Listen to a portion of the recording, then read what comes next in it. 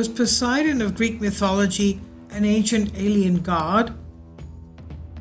Cape Sunion in Greece is noted as the archaeological site of the temple of Poseidon, the god of the sea, earthquakes, and horses in Greek mythology.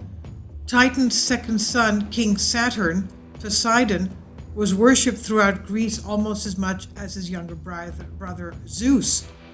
According to mythology, Poseidon was capable of great events and happenings.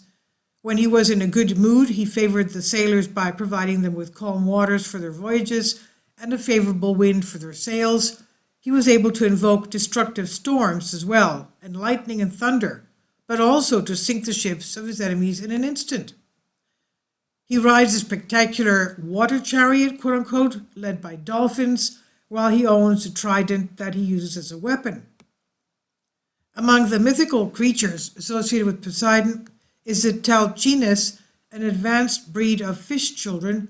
They were considered excellent metallurgists, skilled workers in brass and iron. They made the trident for Poseidon and the scythe for Saturn. Both nowadays are considered as ritual weapons. They were also considered to bring hail, snow, and rain whenever they wanted, and they could take any shape they pleased as well. In other words, they were shapeshifters. What is particularly interesting, however, is that they bear many similarities to the fish gods of ancient Sumer who worked for Enki, the great god of alchemy, technology, and the arts. For some historians and researchers, these creatures were not myths, but they do believe that they actually existed and worked on specific tasks in ancient Greece, such as metallurgy and technology in general. How could they breathe underwater? Could this be possible if they did not have some kind of technology that would allow them to really do it? Today's technology allows us to achieve such achievements. With such technological advances, nowadays we can explore the stars, explore the oceans, and experience what history believes that only the gods could do.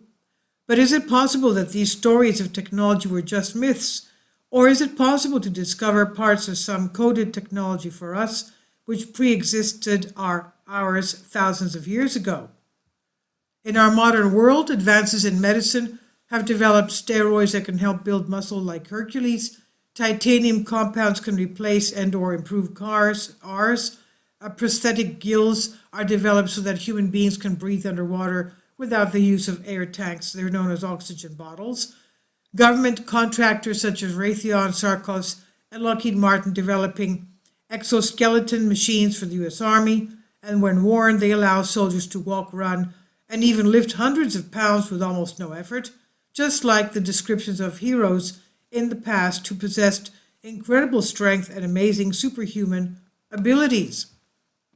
Proponents of the ancient astronaut theory suggest that the idea of exoskeletons may have been used in the past, and that an example of this technology could be found in the construction of ancient monuments, such as the Giza Plateau in Egypt, to build the pyramids.